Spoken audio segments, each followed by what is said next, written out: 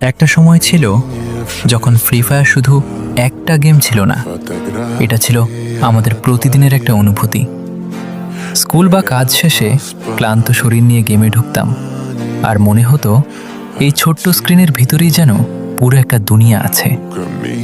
বন্ধুদের সাথে স্কোয়াড করলে হাসি, মজা, ঝগড়া সব কিছুই থাকতো। কখনো নেট খারাপ, কখনো পিং 999, তাও গেম ছাড়তাম না। আগে সেই দিনগুলোতে র্যাঙ্ক পুশ মানেই ছিল এক্সাইটমেন্ট। বুয়া পেলেই মনে হতো আজকের দিনটা সফল, আর হারলে আবার নেক্সট ম্যাচ, আবার চেষ্টা।